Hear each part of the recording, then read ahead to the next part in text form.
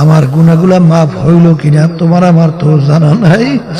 আসলে তোমার আমার চিন্তাও নাই, এর জন্য চেষ্টাও নাই।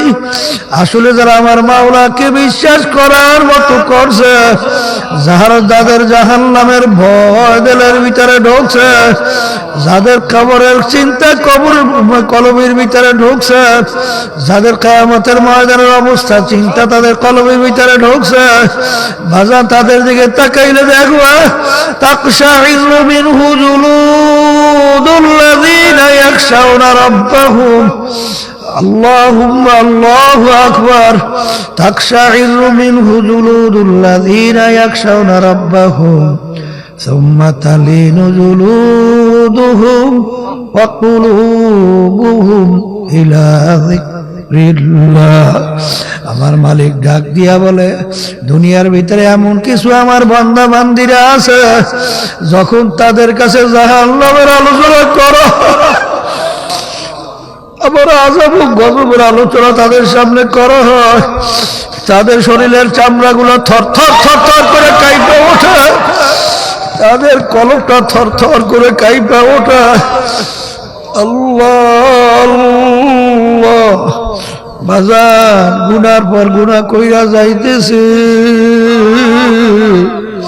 কই তোমার আমার তো শরীরের চামড়া একদিন কাঁপলো না, একদিন কলবটা তো কাঁপলো না। আরো দিকে তাকাইয়া দেখবেন বাজার ওমর ফারুক রাদিয়াল্লাহু তাআলা আনহু, বাজার অর্ধেক দুনিয়ার রাজত্ব করলো, বাজার তার ইতিহাস পড়লে দেখবেন মাওলার ভয়, জাহান্নামের ভয়। কানতে কানতে গাল মোবারকের ভিতরে কালো দুইটা দাগ পড়াইয়া ফেলছিল। লোকেরা বলে, আমি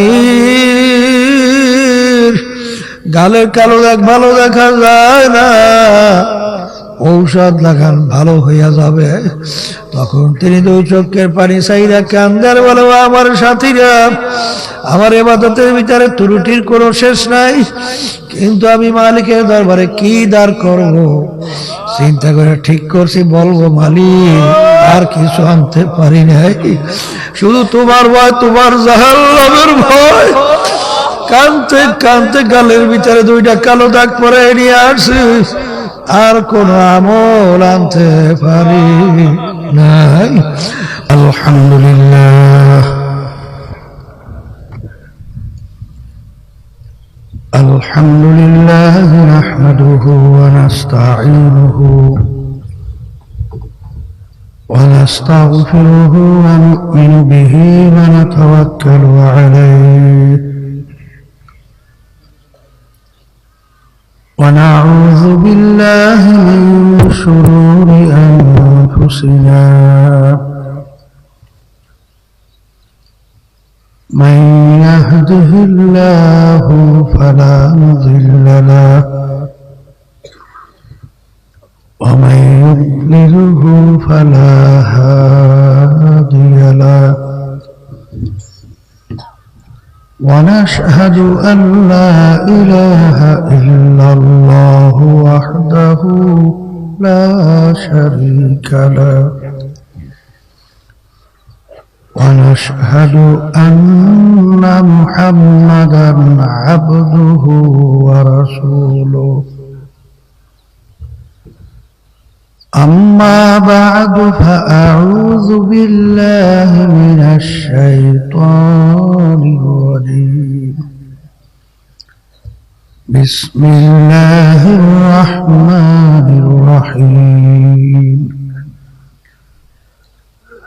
يا أيها الذين آمنوا صلوا عليه وسلموا تسليما اللهم صل على سيدنا ونبينا وشفيعنا وحبيبنا ومولانا محمد صلى الله عليه وعلى آله وأصحابه وبارك وسلم اللهم صل على سيدنا ونبينا شفيعنا وحبيبنا ومولانا محمد صلى الله عليه وعلى آله وأصحابه وبارك وسلم.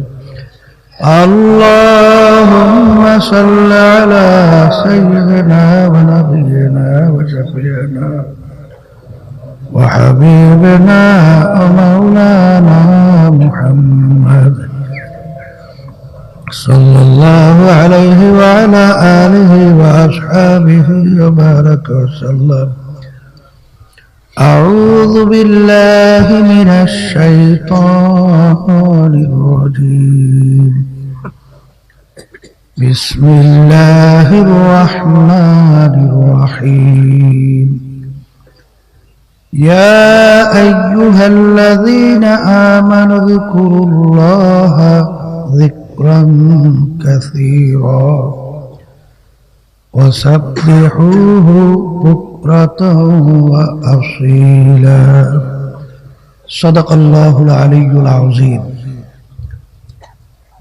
আল্লাহ পাক রব্বুল আলামিনের দরবারে লাখ কোটি শুকরিয়া আদায় করতেছি। মহান রব্বুল আলামিন 3 দিন ব্যাপী মাহফিলের শেষ দিন, শেষ বৈঠক, অর্ধ মরা ঘুম থেকে সুস্থ সহি সালামতে রেখে আমাদেরকে দ্বীনি মাহফিলে, বরকতময় মজলিসে জীবনের একটা সময় কাটাবার সুযোগ করে দিলেন। শুকরিয়া তান সবাই বলে আলহামদুলিল্লাহ।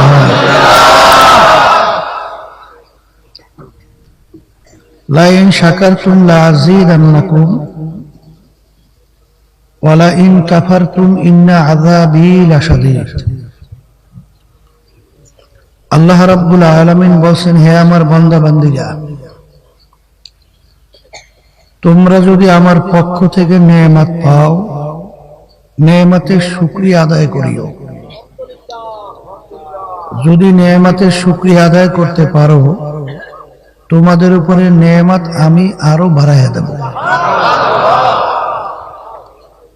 নেয়ামত পাওয়ার পরে শুকরিয়া যদি আদায় না করো, নেয়ামত তো বাড়ানো হবেই না, বরঞ্চ শক্ত আযাব তোমাদের উপরে চাপাই দেওয়া হবে।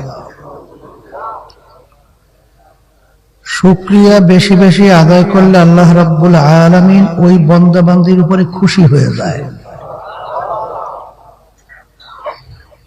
কিভাবে, কি পরিমাণ খুশি হয়? মূসা আলাইহিস সালাতু ওয়াস সালাম রওনা করছেন আল্লাহর সঙ্গে দেখা করবে। পথের পাশে দেখে কতগুলো হাঁস বসে আছে।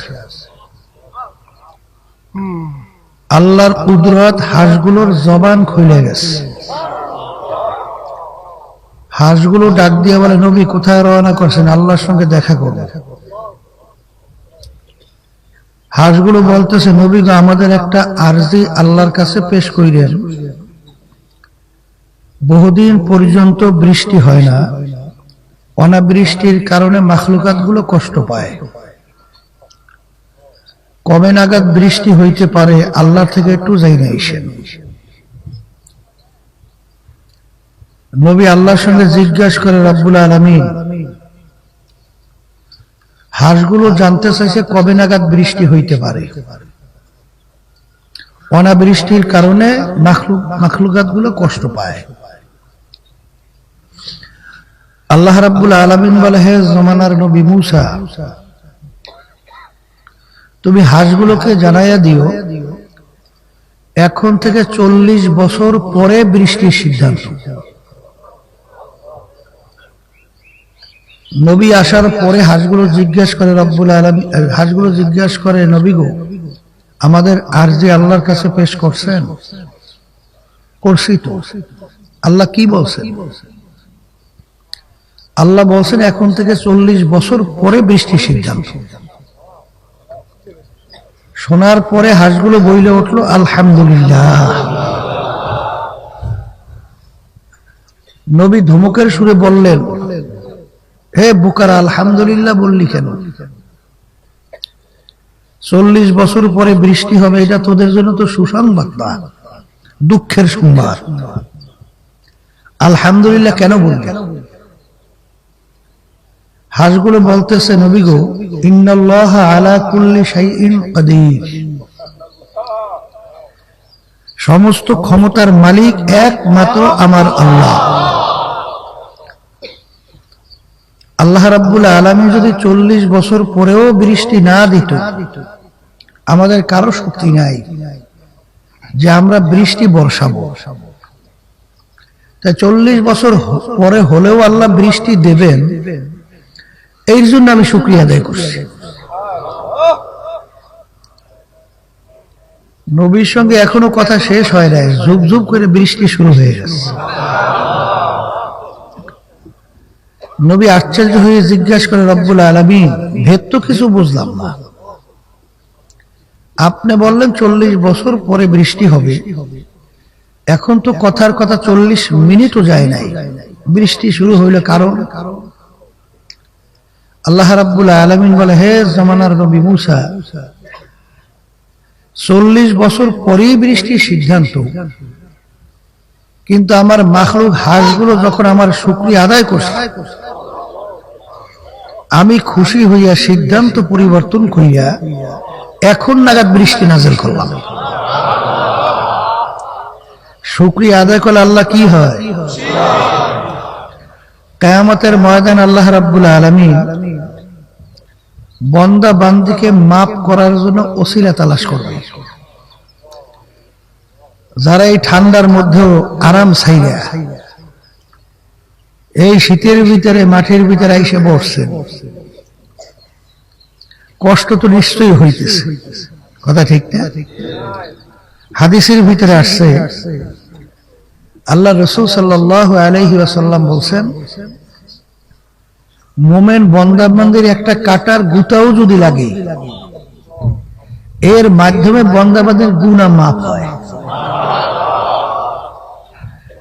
যেই ইবাদতের ভিতরে কষ্ট যত বেশি, তার সওয়াবও তত বেশি। আল্লাহ, ফজরের নামাজের পরে সূর্য উদয়ের আগে সময়টা অত্যন্ত একটা মূল্যবান সময়। আল্লাহ রাব্বুল আলামিন তার প্রত্যেকটা বিশ্বাসী বান্দা বান্দী, যারা আল্লাহকে বিশ্বাস করে, তাদেরকে আল্লাহ বলতেছেন, হে আমার বিশ্বাসী বান্দা বান্দীরা, চাই তুমি পীর হও বা মুরিদি হও, ধনী হও বা গরিবী হও, সুন্দর হও বা কালোই হও, শিক্ষিত হও বা অশিক্ষিতই হও, আল্লাহ বলতেছেন আমার জিকির বেশি বেশি পরিমাণে করো, বিশেষ করে এই দুইটা সময়, ভোরে এবং বৈকালে। সবাই বলেন সুবহান। তা আল্লাহ রাব্বুল আলামিন তার প্রত্যেকটা বিশ্বাসী বান্দা বান্দীকে তার জিকির বেশি বেশি করার জন্য বলছেন, কথা ঠিক? তাহলে আল্লাহর জিকির কি কারো ভাগের? কথা বলেন। আল্লাহর জিকির কি খালি সরমনাইয়া লাগো না, যারা ঈমান আছে তাদেরই?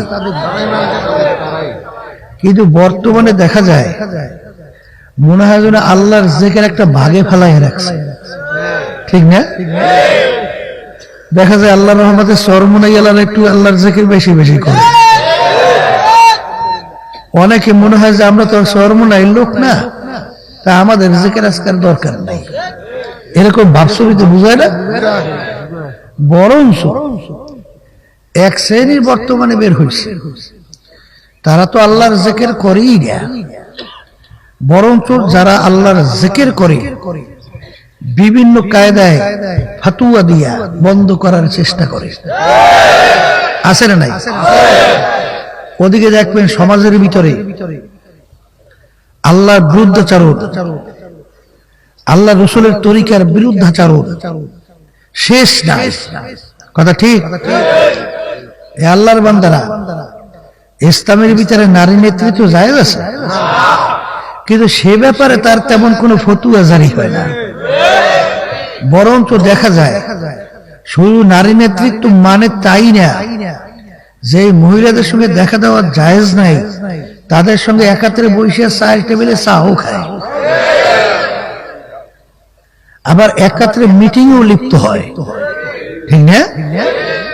আমি আমার বাজানদেরকে জিজ্ঞেস করি, আপনি জীবনে 2 রাকাত নফল নামাজ পড়েন নাই, জীবনে 2 রাকাত তাহাজ্জুদের নামাজ পড়েন নাই, এই জন্য আপনার জন্য জাহান্নামের আযাব কয় বছর? 1 সেকেন্ড আছে। কিন্তু একবার যদি আপনি ইচ্ছা করে বেপরদা হন,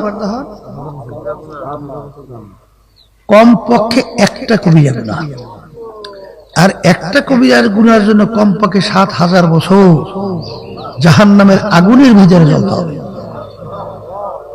এই পর্দা হুকুম, এরা কোন মোল্লা মৌলবীর হুকুম, কোন আলেম পীরের হুকুম, এরা কে হুকুম করছে? জোরে বলে আল্লাহ রাব্বুল আলামিন বলছেন। অত হাসতামশা মনে করেন না। এবং বর্তমানে যে কার্যক্রম চালচলনা দেখলে মনে হয় পর্দা মনে হয় এটা আল্লাহর হুকুম, ফরজ তো দূরের কথা, এরা মনে হয় কোন নিষেধ বলতেই কিছু নাই, এরকম একটা ভাব বোঝায়, ঠিক না?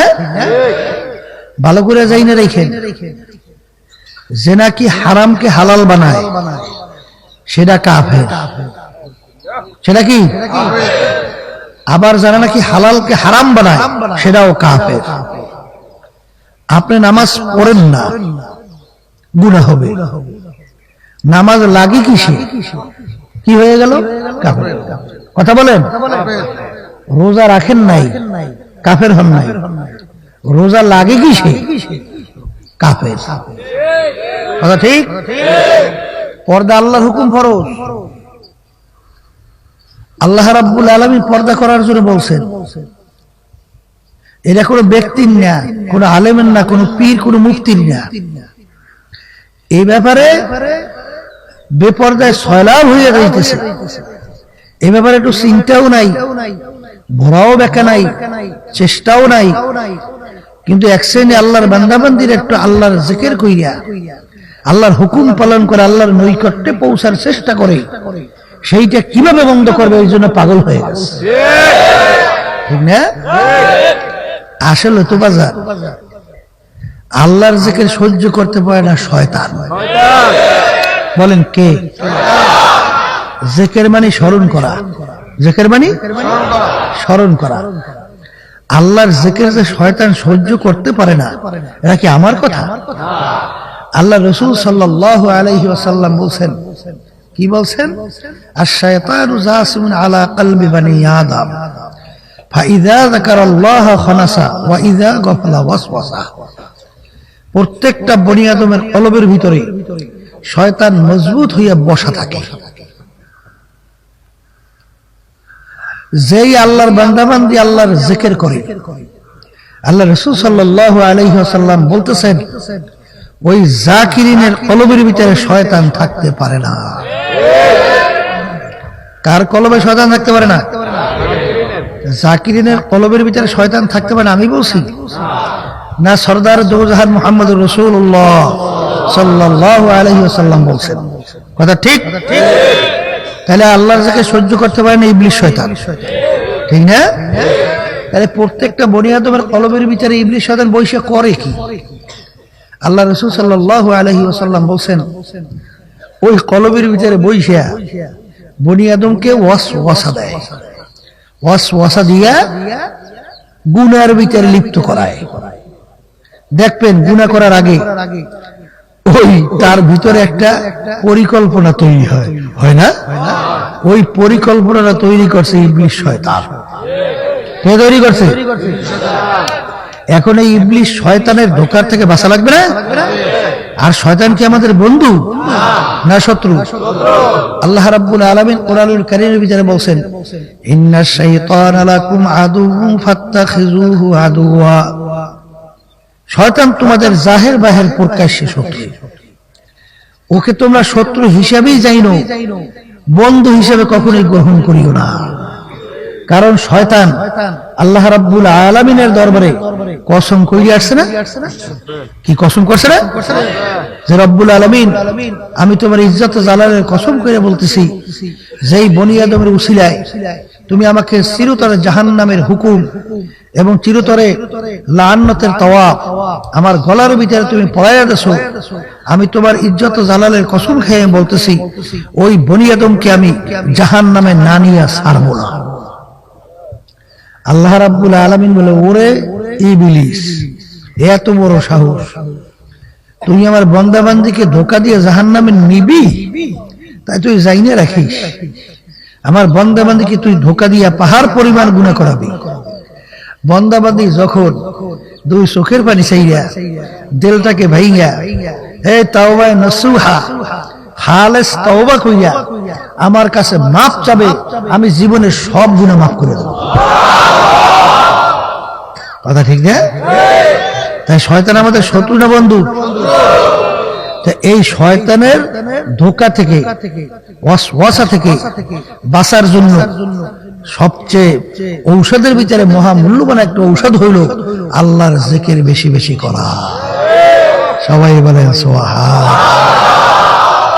আমার বাজানদেরকে বলবো, পর্দারে মা বোনরা যারা শুনতেছেন, বাজান আল্লাহর জিকির যারা বেশি বেশি করে তাদের চেহারার দিকে একটু তাকাইয়ে দেখে, তাদের চোখের দিকে একটু তাকাইয়ে দেখে, তাদের চোখের ভিতরে পানি টলটল টলটল করে পড়তে থাকে। যাদের ভিতরে আল্লাহর জিকির নাই তাদের চোখেও কিন্তু পানি দেখা যায় না। জাকিরিনদের নামাজের দিকে তাকাইয়া দেখো, জাকিরিনরা যখন নামাজের ভিতরে দাঁড় হয় মনে হয় যেন মাওলার সঙ্গে কথোপকথন চলতেছে।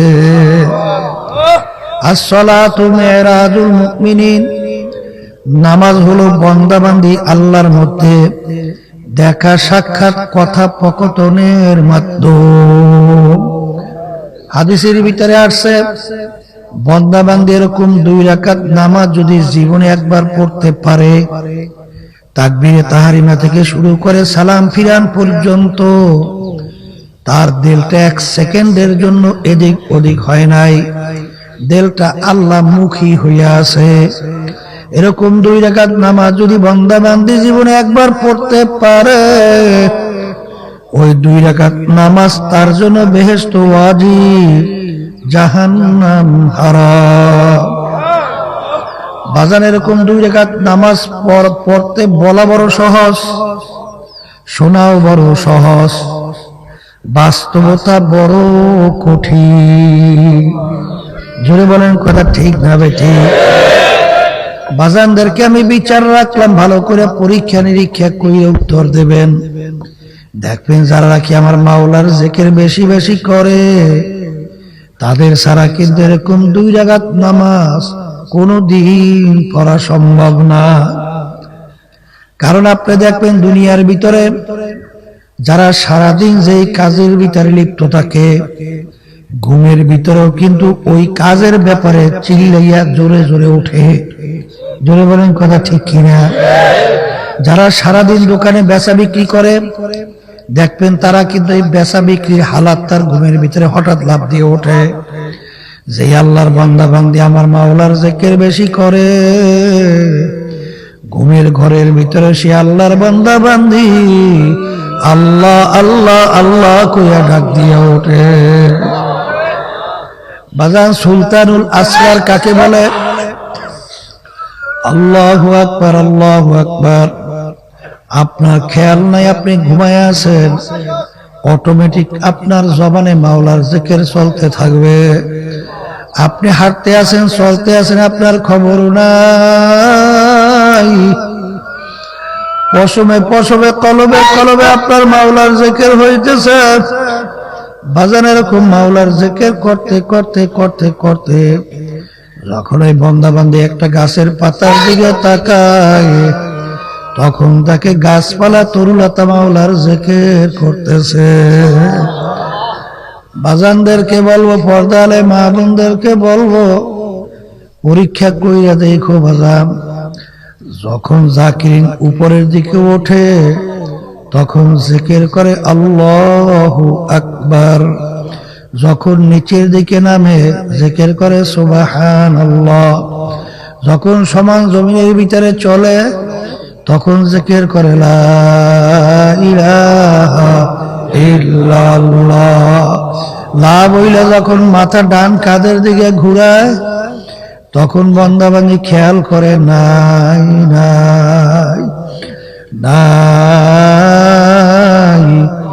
আমার পীরগিরি নাই, আমার মুফতিগিরি নাই, আমার মুহাদ্দিসগিরি নাই, আমার বরমেয়াগিরি নেই, আমার চেয়ারম্যান মেম্বার গিরি নাই, আমার এমপি গিরি নাই, আমার বংশের গৌরব নাই, আমার মুফতির গরম নাই, আমার টাকার গরম নাই।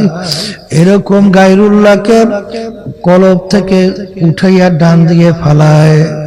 নাই নাই নাই, আল্লাহ বাদে কেহ মাবুদ নাই। আমার কলবের ভিতরে আমার মাওলা ছাড়া কোন মাশুক মাওলা নাই। লা মাহবুবা ইল্লাল্লাহ, লা মাশুকা ইল্লাল্লাহ, লা খালিকা ইল্লাল্লাহ, লা রাজ্জাকা ইল্লাল্লাহ, লা ইলাহা ইল্লাল্লাহ। যখন বান্দা বান্দি এরকম লা বলতে বলতে কলব থেকে গায়রুল্লাহকে ফালাইয়া দেয়, এখন এই অবস্থায় পূজা আল্লাহর বান্দা বলে, মালিক তুমি এখন একটু আমার কলবের দিকে তাকাইয়া দেখো। हर तमन्ना दिल से रुखसात हो गई, अब तो आजा अब तो खिलवत आ गई। मालिक এখন আমার অন্তরের ভিতর কিছু নাই নাই নাই, দয়া মায়া করে তুমি এখন আমার কলবের ভিতরে একটু আসো, তুমি একটু তোমার রহমতের নজরে আমার দিকে তাকাও। মালিক শয়তানের সবলে ধোকায় বাঁচতে পারি না, দয়া মায়া করে তুমি তোমার কুদরতি কোলের ভিতরে একটু জায়গা দাও। আর আমার মালিক ওয়াদা করছেন, বান্দা বান্দি তুই যখন আমাকে পাওয়ার জন্য যখন তুই হাইটা হাইটা রওনা করবি, মান আতানি আমশি আতাইতুহু হারওয়ালা, তুই যখন হাইটা হাইটা আমাকে পাওয়ার জন্য রওনা করবি, আমার রহমত দৌড় দিয়া যাইয়া তোকে রহমতের কোলে টাইরা তোকে আমার কুদরতি কোলের ভিতরে জায়গা না দিয়া পারবো না। আমার বাজানদেরকে বলবো, পর্দা আলে মা বোনদেরকে বলবো, বাজান হাদিসের ভিতরে আসছে যার শেষ হবে কালিমা কালিমা ফাদা খালাল জান্নাহ, বাজান যার শেষ অবস্থান শেষ হবে কালিমার উপরে সে বেহেশতের ভিতরে ঢুইকা যাবে। আল্লাহ আপনি আমাদের জন্য কবুল করে নিয়েন। বাজার ইচ্ছা করে মৌতের পূর্ব মুহূর্তে কালিমা পড়া, ইচ্ছা কইরা জবান থেকে মাওলার নাম বের হওয়া, বাজার ইচ্ছা কইরা ইমান নিয়া দুনিয়া থেকে বিদায় নিয়া কবরে যাওয়া কোনদিন সম্ভব না। বাজার খুলনার ইসমাইল সাহেব রহমাতুল্লাহ আলাইহি, বাজান একটা লোক ইন্তেকালের আগে আগে তার কাছে যাইয়া তাকে কালিমার তালকিন দেওয়া শুরু করলো। ওই আল্লাহর বান্দা কালিমা তালকিন না নিয়ে বারবার হাত মুখের কাছে নাই ফু করে ছাইরা দেয়, অর্থাৎ বিড়ি সিগারেট খাওয়ার অভ্যাস। মৌতের পূর্ব মুহূর্তে তার বিড়ি সিগারেট অভ্যাস চালু হয়ে গেল। ওরকম করতে করতে দুনিয়ার থেকে বিদায় হয়ে গেল, কলিমার নসিব হইল না। বাজানদেরকে বলবো একটু পরীক্ষা কইরা দেখেন বাজান, ইমান নিয়ে তো কবরে যাওয়া লাগবে, কিন্তু বাজান তোমার আমার শেষ অবস্থান ইমানের উপরে হবে কিনা একটু কি একদিনও চক্ষু বন্ধ করে চিন্তা কইরা দেখছ? বাজান শত শত এরকম হাজার ঘটনা দুনিয়ার ভিতরে বাংলাদেশে আছে, যারা আমার মাওলার জিকির বেশি বেশি করে, ঠিক মৌতের পূর্ব মুহূর্তে তার জবান থেকে বের হইতে থাকে লা ইলাহা ইল্লাল্লাহু মুহাম্মাদুর রাসূলুল্লাহ। বাজার মাওলার জিকির বেশি বেশি করলে ওই বন্দাবান্দি যখন নামাজের ভিতরে দাঁড়ায়, তখন ওই বন্দাবান্দির খেয়াল আসে আমি কার সামনে দাঁড় হইলাম। আমার মাওলা তো আমার দিকে চাইয়া আছে, আমার মাওলা তো আমাকে তাকাইয়া তাকাইয়া দেখে, আর আমি তেলাওয়াত করি আমার মাওলা আমার তেলাওয়াত শুনে। আমি যখন রুকুতে যাই আমার মাওলা আমাকে দেখে, যখন সিজদা করি তখন আমার মাওলা আমাকে দেখে। আল্লাহ আল্লাহ আল্লাহ আল্লাহ हर तमन्ना दिल से रुखसत हो गई, अब तो आजा अब तो खिलवत आ गई। বাজান যারা আমার মাওলার জিকির বেশি করে, আরে ওই বন্দা বান্দি আল্লাহু আকবার কিসের তাকাব্বুরি, কিসের হিংসা, কিসের রিয়া, হব্বে যা, কিসের হব্বে মাল, সব অন্তর থেকে দূর হইতে থাকে। আর বাজান আমি ভালো আমি বড়, বাজান যতক্ষণ পর্যন্ত তোমার অন্তর থেকে দূর না হবে ততক্ষণ পর্যন্ত আমার মাওলার রহমত ওই বান্দা বান্দির দিকে নজর আসবে না, মাওলার রহমতের নজরে আসবে না।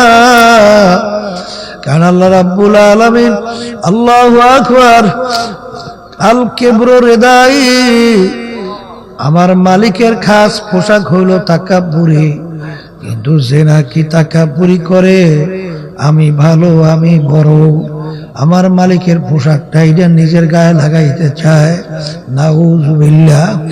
তুমি ভালো তুমি বড়, একজনকে চিন্তা করছো বাজান, ওমাইয়া আমাল মিসকালা যাররাতিন খায়রান ইয়ারা ওমাইয়া আমাল মিসকালা যাররাতিন শাররান ইয়ারা। আমার মালিক বলছেন এক বিন্দু যদি তোমার নেকি থাকে, এক বিন্দু নেকির ফল তুমি ভোগ করতে পারবা, আর একটা গুনাহ যদি তোমার আমলনামায় থাকে, ওই একটা গুনাহর ফল তোমার ভোগ করা লাগবে বাজার। আর ওই একটা গুনার শাস্তি সহ্য করার শক্তি দুনিয়ার কোন মানুষের নাই বাজার।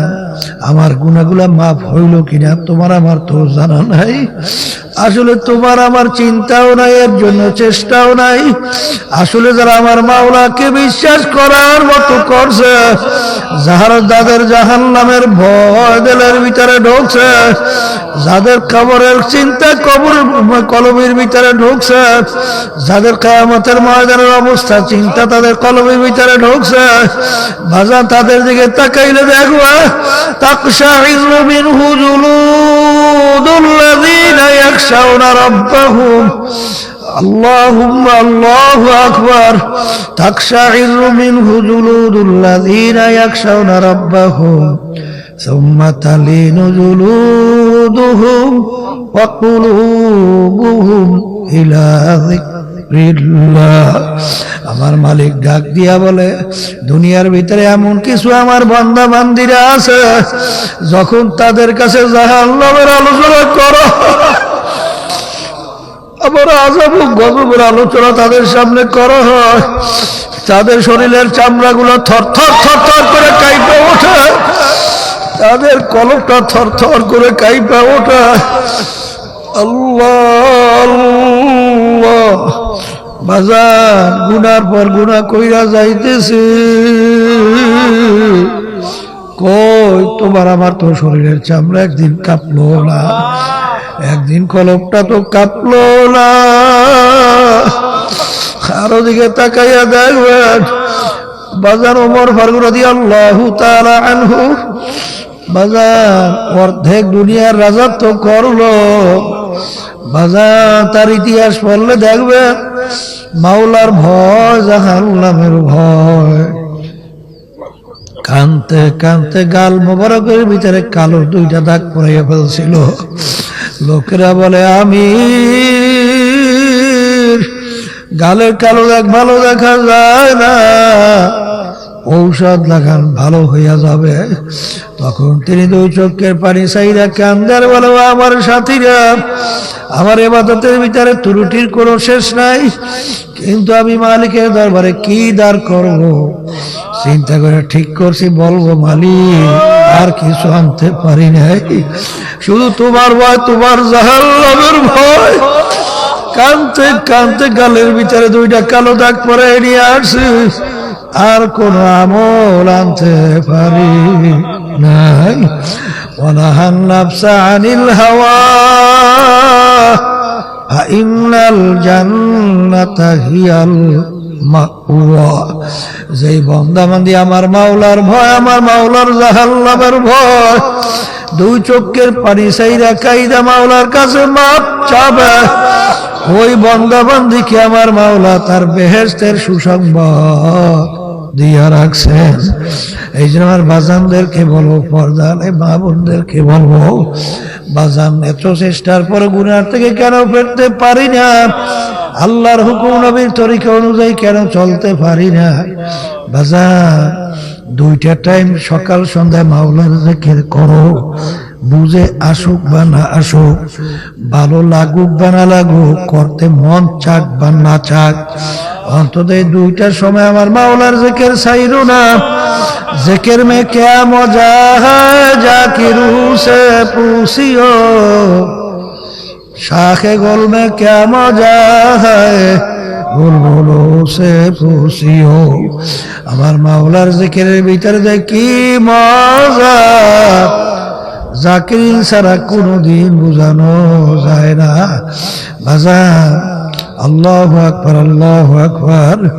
বাজান ওই যে বুলবুল পাখি এক গাছ ডাল থেকে অন্য গাছে লাফায়া লাফায়া চলে, এর ভিতরে যে কি মজা, বুলবুল পাখি যারা কোনদিন বুঝবে না। এই জন্য আর বাজানদেরকে বলবো, পর্দালে মা বোনদেরকে বলবো, দুনিয়ার দাবি হলো যে যাকে বেশি মহব্বত করে তার স্মরণ কিন্তু সে বেশি বেশি করে। আমরা আল্লাহর মহব্বতের দাবিদার, কই দাবিদারের মূল অর্থ হইল তার জিকির সে বেশি বেশি করে। এই জন্য এক আল্লাহর বলতেছেন যে মহব্বতের কি পরিচয়, মহব্বতের আকসারানি হুব্বুল মুহাব্বতে ইয়া মাওলা ইয়া আসকারানি ওয়াহাল রাআইতা মুহিব্বান গায়রা সাকরানি। যে নাকি মহব্বতের দাবিদার, দেখ পাচ্ছে ওই ব্যক্তি স্মরণ করতে করতে সামাজিক ভাবে একটা পাগলের রূপ ধারণ করে। যে আমার মাওলার দাবিদার, সেও এমন ভাবে আমার মাওলার জিকির করে, দুনিয়াদার ফাসিক ফুজ্জার তাদেরকে দেখে বলে লোকটা কি পাগল হয়ে গেল নাকি? তখন আমার মাওলার দরবারে শুকরিয়া আদায় করিও, মাওলার জিকিরের হক আদায় হইছে। এই জন্য আমার বাজানদেরকে বলবো, বাজান কার কখন কোন সময় কখন ডাকা সে তো জানা নাই। আমার মালিককে যদি রাজি খুশি না কইরা কবরে যাও, লাফারবার কবরে ডান দিকে তাকাইয়া থাকবে মাটি, বামে দেখে মাটি, নিচে মাটির বিছানা, উপরেতে চাপা মাটি, ভাইগা যাইতে পারবা না, ওই না পারে এখন দিক বিধি না পাইয়া যাদের জন্য জীবন শেষ করলাম, এখন ডান দিকেও তাদেরকে দেখি না, বামেও দেখি না, কই চতুর্দিকে তাকেই দেখি না। আর দুনিয়ার স্বাধীনতা পাইয়া, অন্তর্ভুক্তি পাইয়া, টাকার গরমে, ক্ষমতার গরমে, দলের গরমে, যেরকম আজকে দুনিয়ার ভিতরে আমার মাওলাকে ভুলছিলা, এখন কবরে যাই আমার মাওলাকে বন্দা ডাকবে, আল্লাহ আল্লাহ আল্লাহ। আমার মালিক ডাক দিল, নাফরমান, দুনিয়ার স্বাধীনতা পাইয়া যেভাবে তুই আমাকে ভুইলা গেছিলি, এখন আমি এভাবে তোকে ভুইলা গেলাম, শত শত বছর আমাকে ডাকবি, আমি একবারও তোর ডাকে সাড়া দিব না। ও কবরের মাটি, দুই পাশ থেকে এমন ভাবে চাপ মারো, এক পাজরে হাড্ডি অন্য পাজরের মধ্যে মিশাইয়া দাও, আমার কাছে কোনো খাতির হবে না। এ কবরের যাত্রী, আল্লাহর বান্দারা, পর্দা হলে মা বোনেরা, আল্লাহর রসুল বলছেন, আমি বলি নাই, কোন পীর মুক্তি বলে নাই, ও আল্লাহর বান্দারা, ও নবীর উম্মতেরা, আল্লাহর হাবিব বলছেন, এই কবরকে দোয়া শুন, কবর না, কোন কোন আল্লাহর বান্দা বান্দির কবর একটা বেহেশতের বাগান হয়ে যাবে। আল্লাহ আপনি আমার জন্য, আমাদের সবার জন্য কবুল করে নিন। কোন কোন নাফরমানের কবরের ভিতরে জাহান্নামের আগুন এসে বইয়া যাবে। আল্লাহ আপনি আমাকে আমাদের সবাইকে মাফ কইরা দিয়ে, আল্লাহ আপনি দয়াময় করে ঈমান নিয়ে আমাদের কবরে যাওয়ার তৌফিক দান করেন। আমার মাওলাকে ডাকো, আমার মাওলাকে খেয়াল সহকারে ডাকো, আমার মাওলার জিকির খেয়াল সহকারে মাওলার জিকির করো। যদি আমার মালিককে ডাকার মতো ডাক দিতে পারো, একবার আল্লাহকে আল্লাহ বলে ডাকবা, আমার মালিক তোমার আমার ডাকে 10 বার সাড়া দেবেন। আর আজকে দুনিয়ার ভিতরে যাদেরকে তুমি ডাকবা, ওই কবরে যাইয়া যত ডাকো, আর কোনদিন সারা মিলবে না। খেয়াল সহকারে একটু মাওলার জিকির করি, লা ইলাহা ইল্লাল্লাহ।